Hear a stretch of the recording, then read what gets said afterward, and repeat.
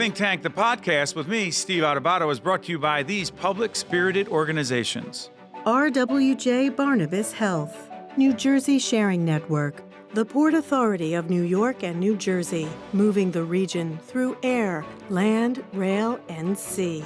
Horizon Blue Cross Blue Shield of New Jersey, United Airlines, NJM Insurance Group, serving New Jersey's drivers, homeowners, and business owners for more than 100 years. The Healthcare Foundation of New Jersey, TD Bank, and by Fedway Associates, Inc. Promotional support provided by NorthJersey.com and Local IQ, part of the USA Today network. And by New Jersey Monthly, the magazine of the Garden State, available at newsstands. Hi, I'm Steve Adubato. We're coming to you from East Main Media Studios in Little Falls, New Jersey. You know, in our work in public broadcasting, particularly our series One-on-One, we sit down with some pretty amazing people. And sometimes when those people pass on, we decide to rebroadcast those programs. That's the case when it comes to James Lipton, the extraordinary James Lipton, who died at 93 years of age. He retired at 92, doing an extraordinary series called Inside the Actors Studio. He was a Dean Emeritus, Actors Studio Drama School at Pace University, Emmy Award-winning anchor, Critics' Choice anchor, the late James Lipton. So back in June 2016, I sat down with Mr. Lipton. Amazing. And by the way, I'm joined in the studio by Nicole Swinnerton, who, let me just ask you, I've been in this business for obviously a very long time. Hopefully I'll be in as long as Lipton was. What did you take from that interview that we're about to see?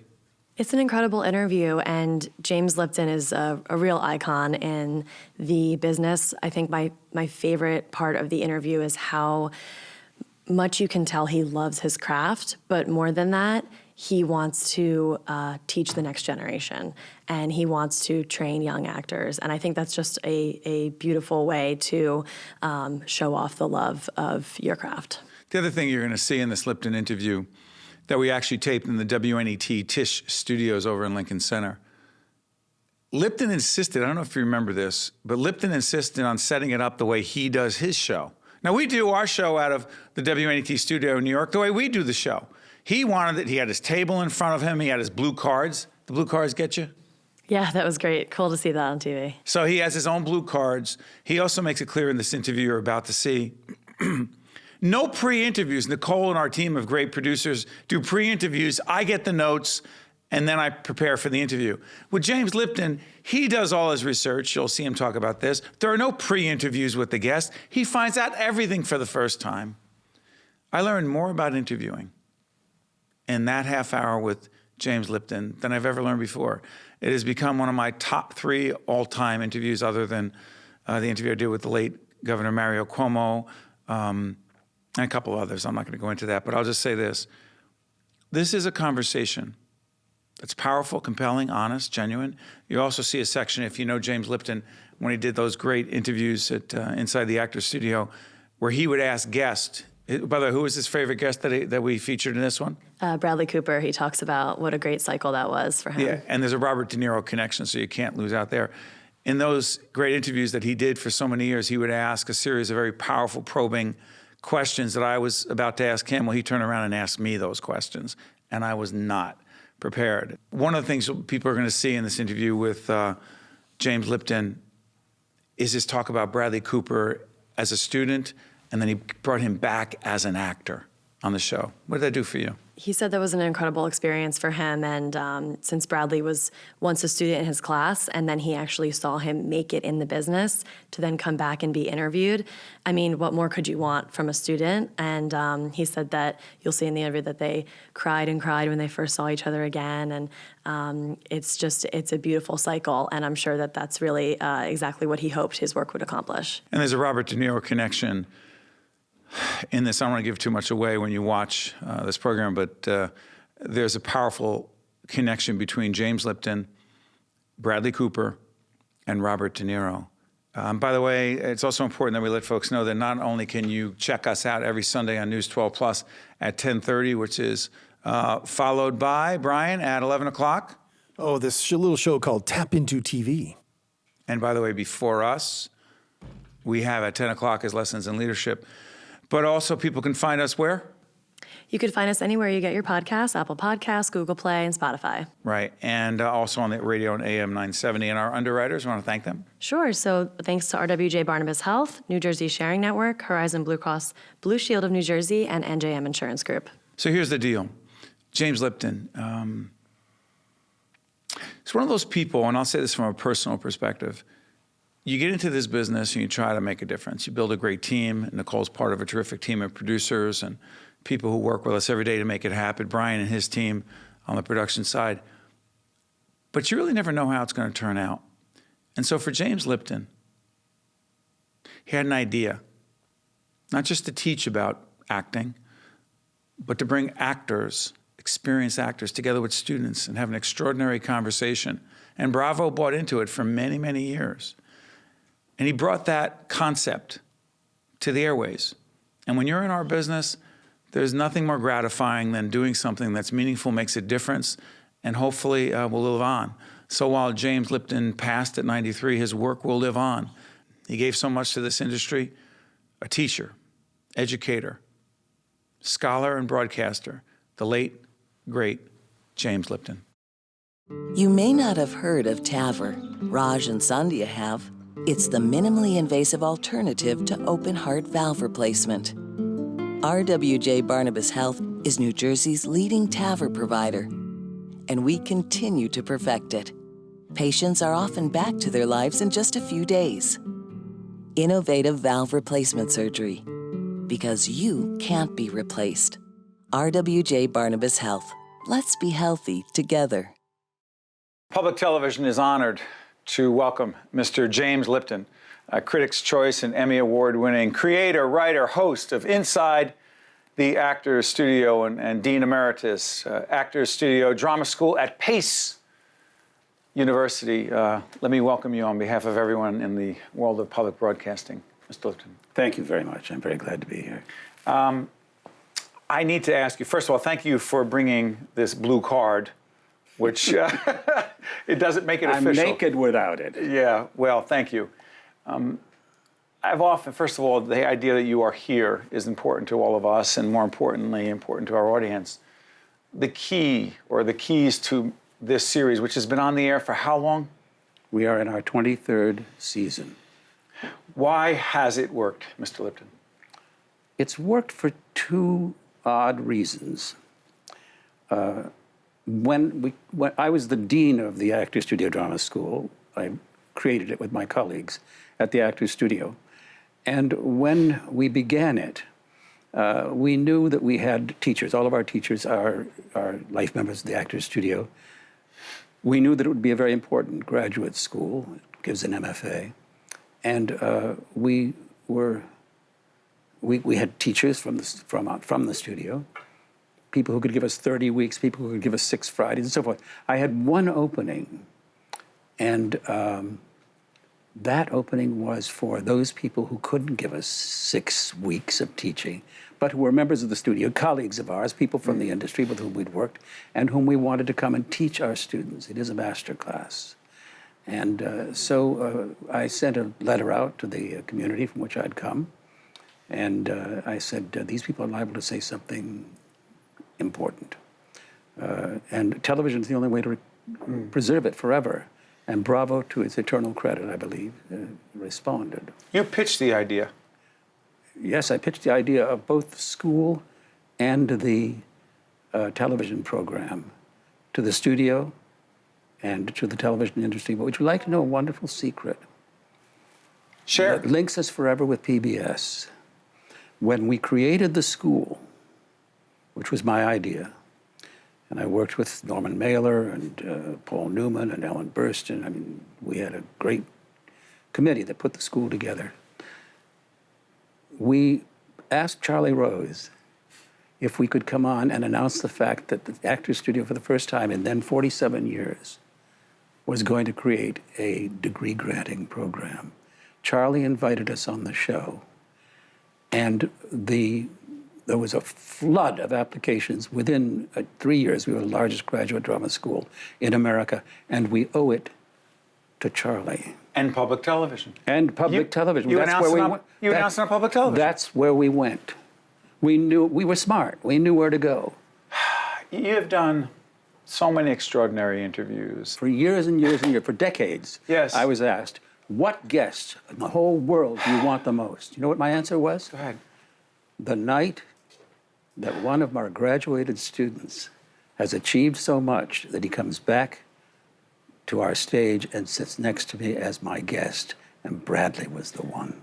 What was that like for you, Mr. Lipton, when that moment happened and Robert De Niro walked out and your student, Bradley Cooper, is there? What was it like? That moment was from the 250th episode when he came back. But the first time that he came as a guest, as my guest, as me sitting with you, Sure. we looked at each other and we burst into tears, and we had to stop and recover ourselves before we could go on with the show. And he cried all through the show. He kept bursting into tears. He's a wonderful man, and as we all know now, is a brilliant actor. But I auditioned him. If I'd turned him down, he would have stayed at Georgetown and become a diplomat.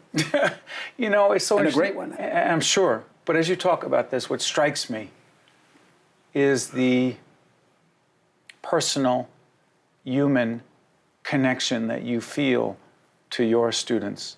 Talk about it. Well, when I woke up one morning, 1994, with an idea in my head, a complete idea, everything, down to the curriculum, down to the credits, down to the teachers. And I went to Jonathan Fenton, who was then the president of the New School for Social Research, where we began.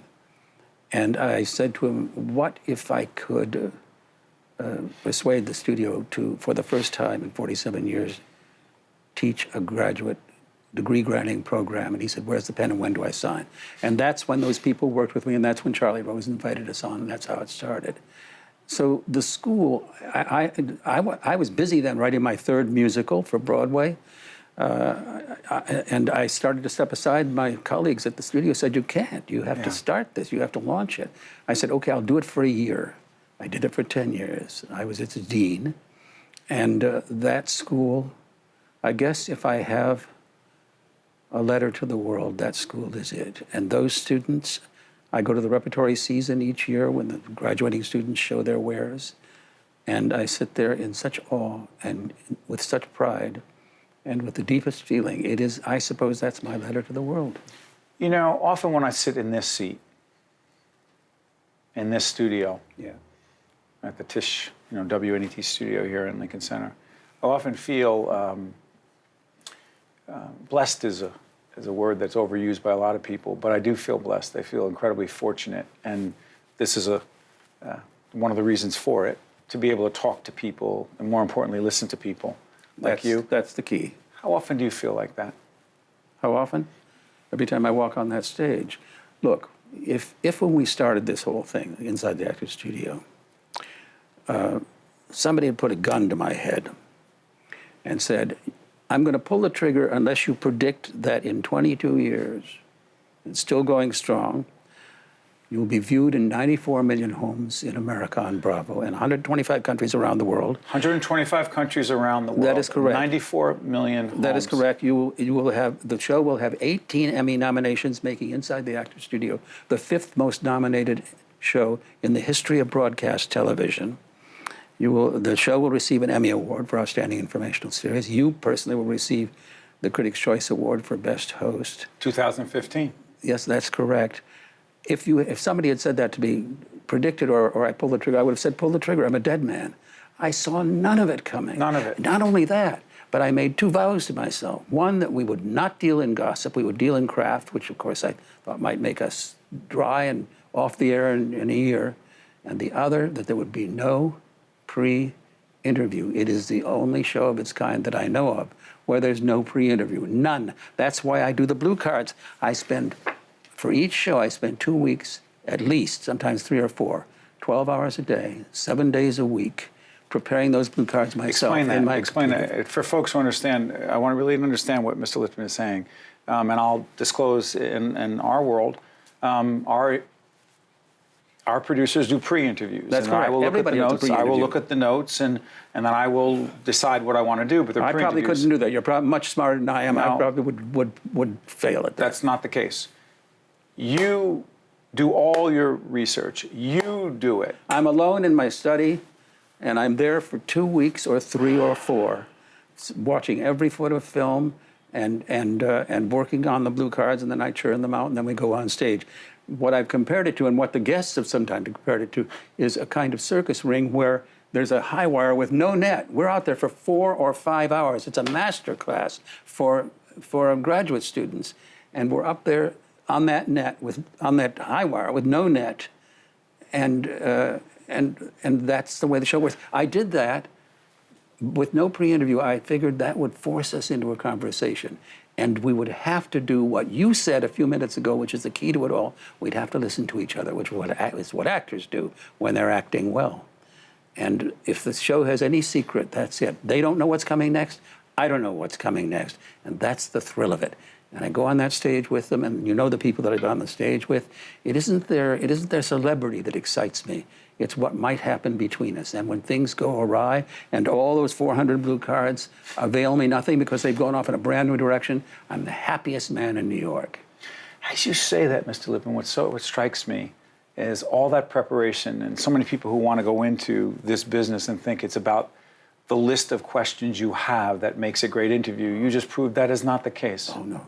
The questions are meant to evoke an answer, and the answer is everything. I actually I edit the show myself with my colleagues. Jeff Wirtz is the actual editor, the physical editor, but I do the creative editing. And I edit myself out of that show. I'm on the screen less than any host in television, I think, for good reason, because there are people that are on that stage are saying things that really matter, and they're the reason that the people tune in all over the world. 125 countries. That's not a joke. When you interviewed Robin Williams, when you were with Robin Williams, what was it? Go ahead. Well, Robin, he came out on the stage, and he suddenly began to dance around and carry on, and it was finally, after quite a length of time, I raised my hand. It was about 7 or 8 minutes. I raised my hand. He said, "What do you want?" I said, "I want to ask a question." He was on his own, and then that went on for. It was our first 2-hour show, and we were in that theater on the stage for 5 hours that night, and every moment of it was sheer genius. The most famous moment on our show, yes, without question, was the pink pashmina that he took from a young woman in the first row, and he did about 8 minutes on the pink pashmina, changing characters with it, turning into different people, and producing humor that was the equal of anything that anybody could see on television that year. Genius, genius. Speaking of genius, I'm almost embarrassed to do this. Can I? The questions, the genius questions. All right, I have to do it. I don't have to, I choose to. Your questions, not mine. Can I flip the table? Can I turn the tables? Let me ask you a question. If I answer them, will you answer them? Oh, boy. No, You don't I have can't. to. I You don't can't. have to. I can't do it because I'm no good at this. Don't worry about it. We'll What's your favorite word? honor What's your least favorite word? the N-word. No matter who says it, and no matter what its purpose may seem to be these days, it is a word that was meant to injure, and no context makes it okay. What is the sound or noise you love? Silence, the most underestimated sound in the world. The sound or noise you hate? The din that passes for joy in restaurants and public places when people scream at each other or they think they're not having a good time. What profession, other than what you're doing today, would you like to attempt? I would like to be a premier danseur, but with this proviso, never old and never injured. What profession would you not like to do, Mr. Lipton? That's easy. Executioner. And finally, if heaven exists, what would you like to hear God say when you arrive at the pearly gates? See, Jim, you were wrong. I exist, but you may come in anyway. This is public broadcasting. I'm afraid to ask you your favorite Can I do the favorite curse word? No. You can. I can? You can ask me mine. I hear our president somewhere in the building. Can I ask him his favorite? We'll bleep it. Your favorite? No, mine is not. You won't have to bleep it. Favorite curse word? It's not. It's not obscene, and it's not scatological. It's profane. You can tell when I'm really upset. The first words out of my mouth are Jesus Christ. And that is objectionable to many people. And I apologize right here and now for saying it. But nevertheless, that's my favorite curse. I know that comes out because it comes out before I can stop it. What turns you on, what turns off? What turns me on is words, not mine. But I think that words, especially in the English language, are our most precious natural resource. What turns you off? Humiliation, especially toward a defenseless child. Do you mind if I tell people James Lipton? Mind? Well, I'm in your debt. Inside. That's my memoir, published a few years ago. And that's my other letter to the world. That's An Exaltation of Larks, the book about collective nouns like a pride of lions and a gaggle of geese, and Thank you. all the real ones that I found and the ones I made up. Mr. Lipton, my producers who talk to me in my ear, you go without a net. My producers are insisting I ask the question. You want me to do this? Try. They want me to answer. You want me to answer the questions? Try it. Go ahead. Oh, that's wonderful. I'm going to try. I've always been uncomfortable with this. Go ahead. What's your favorite word? Love. What's your least favorite word? Hate. What turns you on? My wife. What turns you off? Oh, boy. My first answer I'm not going with. I got to go with you first. No, you don't.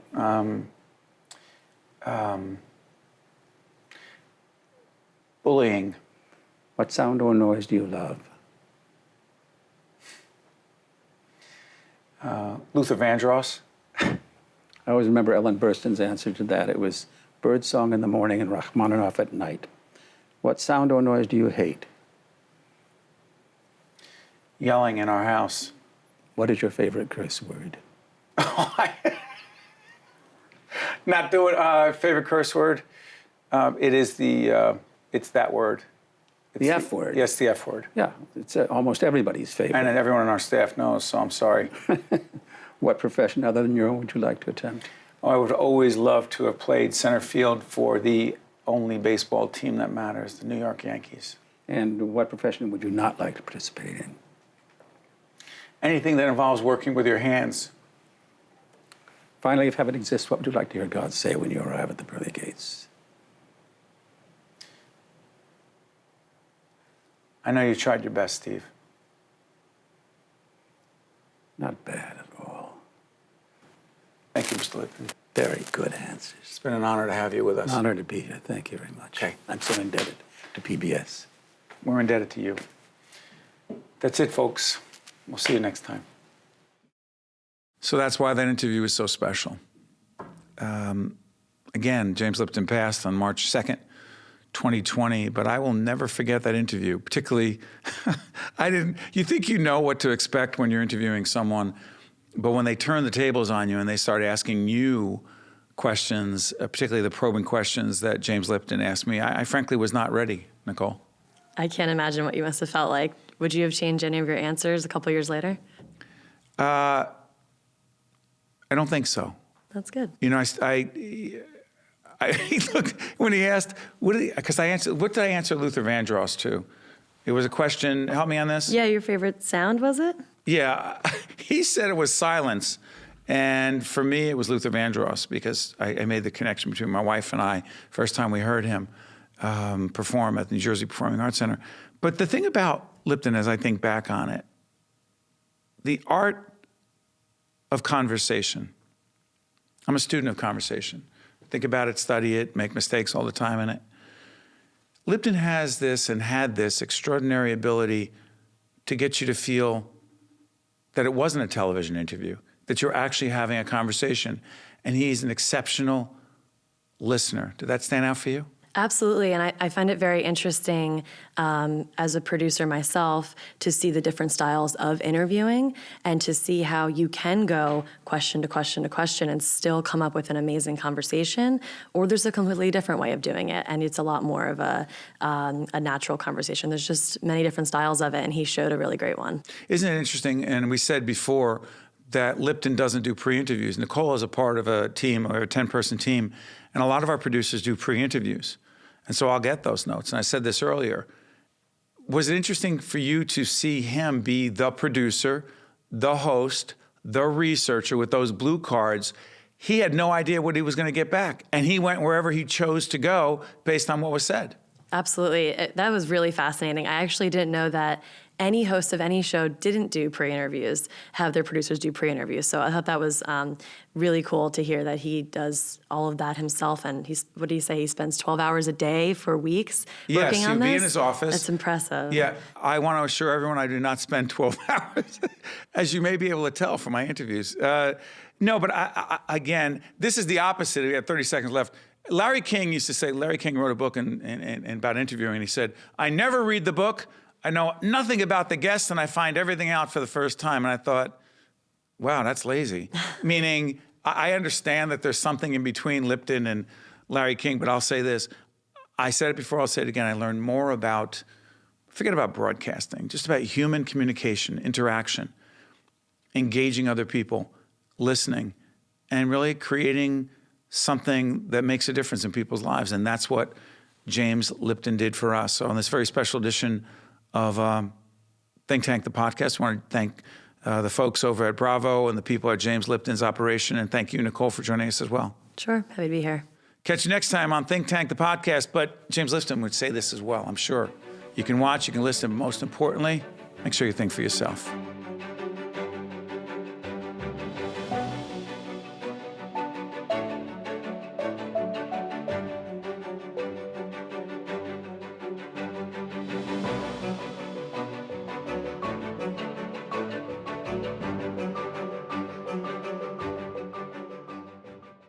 Hello, my name is Janice Campbell, and my daughter, Dr. Jamila Irons-Johnson, saved 6 lives through organ donation. When the Transplant Games of America come to New Jersey this summer, I will honor Jamila's life-giving legacy along with thousands of families from all 50 states and beyond who will pay tribute to their loved ones and celebrate all that donation and transplantation make possible. Please join me in honoring the journey. Learn more and get inspired at njsharingnetwork.org. Think Tank, the podcast with me, Steve Adubato, is brought to you by these public-spirited organizations. RWJ Barnabas Health, New Jersey Sharing Network, the Port Authority of New York and New Jersey, Horizon Blue Cross Blue Shield of New Jersey, United Airlines, NJM Insurance Group, the Healthcare Foundation of New Jersey, TD Bank, and by Fedway Associates, Inc. Promotional support provided by NorthJersey.com and Local IQ, and by New Jersey Monthly. Transportation provided by Airbrook Limousine, serving the metropolitan New York, New Jersey area.